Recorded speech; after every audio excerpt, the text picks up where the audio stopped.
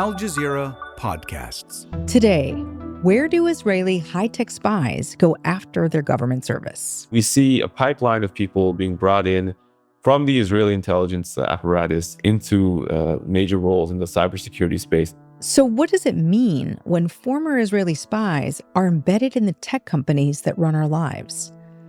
I'm Natasha Del Toro, and this is The Take.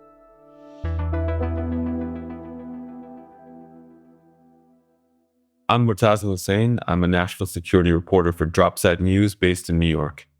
Well, welcome back to The Take, Murtaza. So you published a story that was looking at more than 1,000 Israeli intelligence veterans who are now working inside U.S. tech companies, which is pretty striking. Why don't you tell me a little bit about your investigation and what stood out most to you? Sure. So recently, there was a very high-profile takeover by a cybersecurity company in Silicon Valley called Palo Alto Networks of an Israeli company called CyberArk. It was a multi-billion-dollar takeover. It made a lot of headlines for the size. But what was not mentioned was that the head or the CTO of Palo Alto Networks and the head of CyberArk were both veterans of the same Israeli intelligence unit, Unit 8200. That's the elite signals intelligence unit of the Israeli military. They're tasked with carrying out surveillance, helping develop AI programs for targeting, and other military operations on behalf of the Israeli military in Gaza, Lebanon, Iran, and other countries. And it was only one of a very, very large string of takeovers by Palo Alto Networks, specifically of startups, which were also founded by Unit 8200 members. So actually, the number of former intelligence officials from Israel, publicly identified ones who are currently working in U.S. tech, is around 1,400, according to our current database, of which 900 are veterans of that specific unit, Unit 8200 specifically, which are functioned as effectively a vehicle to make a very close relationship between big tech firms in Silicon Valley and Israel's intelligence apparatus. Wow, that seems like a very large number of, former intelligence agents from Israel. When you say that they're working in tech, where are we seeing them? What are their roles? So the database we have shows people who are working in a number of mid-range to senior engineering and leadership roles in major tech firms. This database was put together by a private researcher who drew from people's LinkedIn. This is not a completely comprehensive list. It was only limited to people who publicly report themselves on LinkedIn and other platforms as having this affiliation. So there could be even more people. That's correct. The issue is that, we don't know the full scope of it. We only know people who have identified themselves publicly. So, it's not to say that all these people are involved in espionage or working actively for Israeli intelligence in U.S. tech. Many there were people trying to find jobs in tech after leaving the Israeli military. But, two things. A lot of them are reservists, so the people who have potentially been drawn upon by the Israeli military in a conflict to serve again in intel roles. But also, from what we know from reporting in other intelligence agencies in the U.S. and other countries, many people never really become former intelligence agents. When you work in that world, you always have one foot in that world thereafter. I think it's really important, though, that you mentioned. So, the scale of just how many of these former intelligence agents are working inside major tech companies is really notable. But I do think it's important that you mentioned that, you're not trying to suggest through this reporting that all of these people are trying to send back, sensitive data back to Tel Aviv. But, what we're talking about today is that this does create, a serious vulnerability. And now, I don't know that everybody listening today, I certainly wasn't when I started researching this, is going to know about Unit 8200. What exactly is Unit 8200? Yeah, Unit 8200 is the Israeli military's elite signals intelligence unit. And what that means is it's a unit which is tasked with developing programs for surveillance, artificial intelligence, and other tech applications to both help control and view other people's information and communications, and also improve the targeting of Israeli military operations in places that the Israeli military operates and Israeli intelligence agencies operate. So effectively, it is like Israel's NSA. Although the IDF rarely comments on 8200's activities, in 2018 it said the unit's operations ran from intelligence gathering and cyber defense to, quote, technological attacks and strikes. So what we see is Unit A200 serving as incubator for Israeli tech platforms. A lot of tech firms in Israel are founded by former Unit A200 members who ostensibly take the skills they developed, developing these surveillance platforms for use on Palestinians, and then turning them into for-profit companies in the Israeli market, which then in some cases get taken over or merged with foreign companies. And I want to talk about that a little bit more, but help me understand who's joining Unit 8200, like where are they finding these people?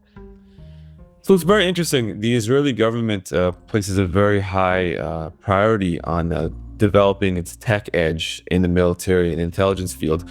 So it often looks to people, young people in Israeli society, high school, college, even middle school in some cases, who show an aptitude for tech, and sort of grooming them and finding a way of funneling them into this unit when they do their mandatory military service. So people who are most adept or the most adept at tech may find themselves, instead of being delegated to infantry or Air Force and like that, they'll be put into Unit A200. So they're basically selecting kind of like the best and the brightest from a young age. I mean, I guess it's also just really remarkable to me how Israel has become one of the leading cyber powers in the world. It's a tiny country, right? And I know that this has been one of Israeli Prime Minister Benjamin Netanyahu's goals. I set the goal for Israel of becoming one of the top 5 cybersecurity powers in the world. It's a goal we have met. Now, in the last almost 2 years, we've been seeing how all of this technology has been playing out in real time in Gaza, where systems to surveil Palestinians and create AI-generated lists of targets have played a huge role in the mass destruction of Gaza. What was Unit 8200's role in the development of these systems? So Unit A200 has been developing AI programs for the Israeli military to operate in Gaza, in theory, to help them refine their targeting. But in practice, it seems like it's been giving a rubber stamp to very, very injudicious, indiscriminate targeting, which has been branded with the label of AI to make it seem as though it's more accurate than it really is. You started to mention U.S. tech companies' involvement with Unit 8200, and Microsoft's role here is something that caught my attention. So one thing was very fascinating in this archive, and mind you, these are only people who are publicly identified on LinkedIn or elsewhere as having a background in the unit, is that the one tech company with the highest concentration of former Unit 8200 members was Microsoft. So about 250 people alone who have background in that unit who work in the company. And recently, we've seen reports that Microsoft, at a very high level, has been meeting with leadership in Unit 8200 and helping them build out their cloud computing software for use by that unit. So why is this significant and important? So Microsoft effectively has given their cloud services, developed customized cloud services at a very, very high bandwidth and capacity that allows this mass surveillance of Palestinians to take place, allows a tremendous amount of data gleaned from surveillance of Palestinians' phone calls, text messages, emails, allows it to be stored in Microsoft developed servers, and allows it to be queried and requisitioned from there for later use on surveillance or even targeted killing operations targeting Palestinians. I think it's safe to say that the Israeli military could not carry out these operations had it not had the support of Microsoft and other big tech firms to develop this extremely important database surveillance and targeting apparatus. They would be highly constrained. They wouldn't be able to surveil as much, store as much, and ultimately target as much were tech firms like Microsoft not developing these apparatuses on its behalf. And again, one cannot say determinatively the influence of this close internal personal relationships between Unit 8200 and other Israeli military units and Microsoft corporate people, the influence it may have. But certainly it's interesting to know that there's such a strong interpersonal penetration between the two organizations, and that's manifesting at the highest levels.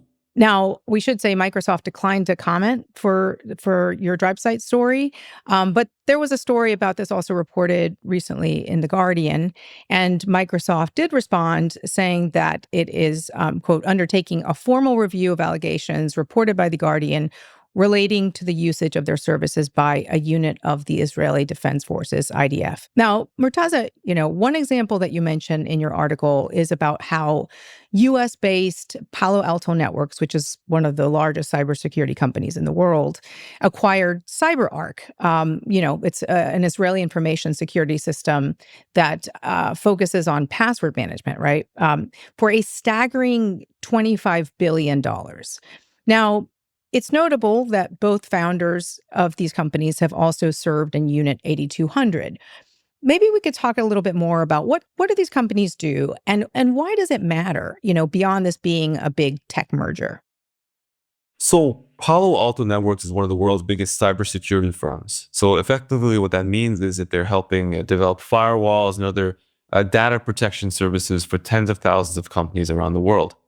And the founder was also a member of Unit 8200. And what appears to be happening in practice is that this company, which is founded by veterans of this intelligence unit, is making very regular purchases of other cybersecurity firms founded by veterans of this very same unit. When you do these takeovers, two things are happening. First of all, a large amount of money is being transferred economically to Israel from this Silicon Valley-based company. It's being used to make millionaires and billionaires out of other veterans of the unit. And then those people are coming and taking influential roles in Palo Alto Networks and other US big tech firms. They become players where they can thereafter, in years to come, in theory, make more takeovers of other companies founded by members of his unit. And when you add this all up over the course of years and years, you see a significant economic, but also political shift in Silicon Valley. A couple of decades ago, it seemed like a hotbed of liberal politics in the United States. That seems to be gradually shifting. We see VC firms and other companies taking more, you could say, neoconservative or hard right positions gradually over time. And I think inevitably this, in some degree, reflects the concentration of people who are being brought into the industry at high roles, in large part as a result of these mergers and takeovers. Palo Alto Networks is a company that provides cybersecurity for tens of thousands of companies, for banks, So let's have a hypothetical here. Let's say you're a bank and you use Palo Alto Networks as your cybersecurity company. What could go wrong? So pretty much effectively, tens of thousands of companies which rely on these cybersecurity firms to secure their data, in theory, that data is somehow subject to the oversight of people who have current or former backgrounds in the intelligence agency of Israel or intelligence agency of a particular country, in this case, which is Israel. So it's interesting because obviously there are data protection laws in place and privacy regulations to protect that data. So, people would obviously understand immediately the implications of former Chinese intelligence or Russian intelligence people having such influential roles in a critical industry in the United States with such global implications. But they seem to not appreciate the same degree of risk when it's Israel in this case. And a retort could be, well, China and Russia are countries which are rivals of the US or hostile to the US. So it's more of a risk in that sense. And Israel, meanwhile, is a country that has good relations with the U.S. government. And I want to assure you, the United States has no better ally than Israel. But, even then, one does not know 20 years from now what the relationship could be, or even 10 years from now. So if the U.S.-Israel relationship goes south sometime in the future or starts going south, what are the implications then? But also, even if people are coming into a firm and they have no malign intent and they're coming just for tech, to get jobs in tech, which probably is the majority of people, to be honest, there is a moral hazard that comes about when there's an emergency. And it's not just in the case of Israel. We've had studies in other contexts, in East Germany and other places where people were tasked with surveillance or other forms of private sector data collection, that when an emergency arises, they could be solicited by colleagues for specific information to be disclosed, which is told to them to be a vital national security interest to protect their country, protect their family, and so forth. There's a very strong temptation to provide that, regardless of what country you're from. And, this story is documenting people who are publicly identified as being members of this intelligence unit. That could be only a fraction of the people who are not publicly identified. It could be much, much broader than we've been aware of. And it's one of those issues where you don't realize it's a problem or an emergency until it's too late. And when it's too late, there's not much you can do about it. More with Murtaza after the break. Within days of starting his second term, President Donald Trump issued pardons to more than 1,500 people who'd been charged or convicted of federal crimes. One of those was Ross Ulbricht, a young man serving a double life sentence for creating an online criminal marketplace called Silk Road, where users traded guns and drugs. Who is Ross Ulbricht? What does his pardoning tell us about where power really lies in the American justice system? Hear the full story on True Crime Reports.